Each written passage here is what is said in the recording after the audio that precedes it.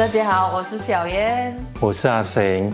这期我们有简单又创意的零嘴食谱，跟你分享用薄饼皮做零食，一个甜的肉桂卷口味，一个咸的冬阴紫菜口味，吃起来真的很特别哦。一般上呢，这种零食都是油炸的，不过这次我们要用烤的，吃起来比较爽脆不油腻。我们一起来制作吧。先把25克的无盐黄油放进锅里加热融化。黄油融化后，先把火关上，才加入40克的砂糖，还有20克的红糖，用小火炒出焦糖味就可以了。红糖带一点酸味，添加不同种类的糖能让甜味更丰富。炒香后装进碗里晾凉。等不烫熟后，才打入1粒鸡蛋，稍微搅拌均匀。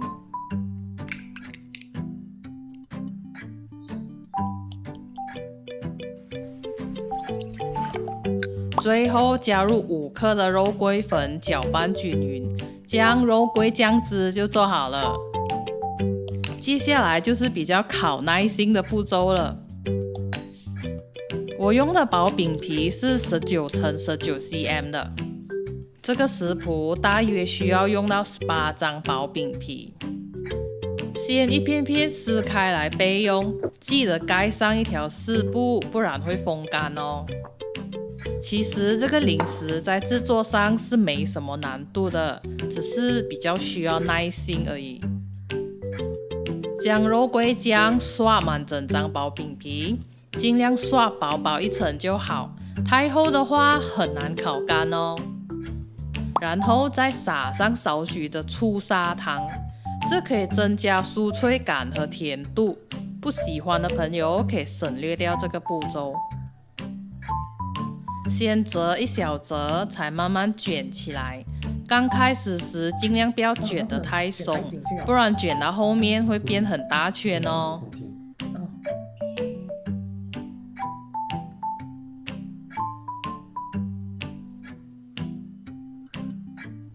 一卷可以剪成8小段，收口的部位建议朝下方，这样烤的时候就能避免开口的问题。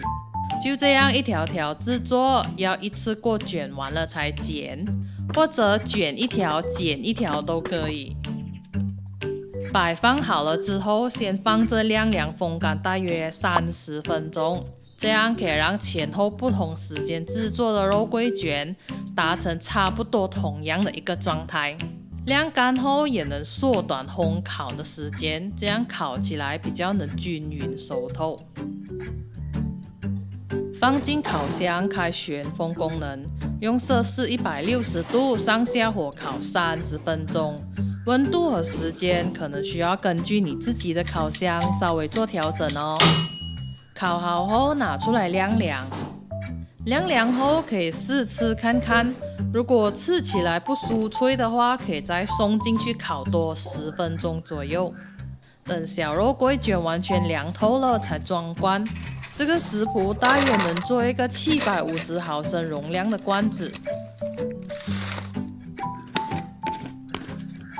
这个小甜点看起来像桂皮那样，吃起来有肉桂的清香，还有焦糖黄油香味，香香甜甜脆脆的，真好吃。1粒鸡蛋，1茶匙糖，半茶匙鱼露，20克的冬阴酱。这些调味都可以根据自己的口味做调整哦。然后搅拌均匀就好了。我用的薄饼皮是19乘19 cm 的，这个食谱大约需要用到14张薄饼皮。先一片片撕开来备用，记得盖上一条湿布，不然会风干哦。把一片寿司紫菜对折2次，分成8份，这个食谱大约需要用到7张紫菜。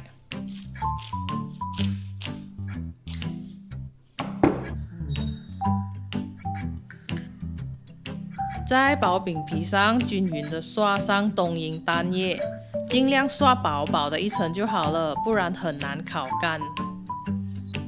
再撒上一些干的香菜，然后放上紫菜条。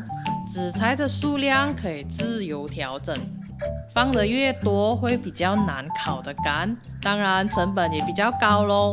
然后先折起来，再慢慢卷好它。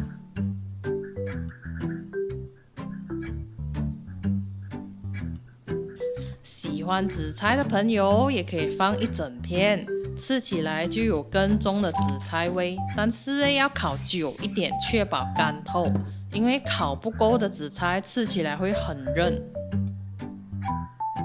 要一次过卷完才剪，或卷一条剪一条都可以。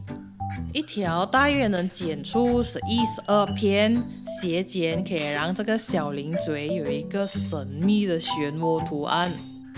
然后一片片摆放好在烤盘上，先放着晾凉风干大约30分钟，这样可以让前后不同时间制作的冬阴卷达成差不多同样的一个状态。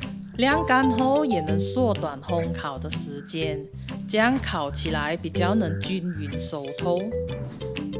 放进烤箱开旋风功能，用摄氏150度上下火烤30分钟，温度和时间可能需要根据你自己的烤箱稍微做调整哦。烤好后拿出来晾凉，如果吃起来不酥脆的话，可以再送进去烤多10分钟左右。等冬阴卷完全凉透了才装罐。这个食谱大约能做一个500毫升容量的罐子。我用的冬阴酱是全家的，吃起来辣味会比较重，然后还有紫菜的香气，咸香酸辣，超开胃的。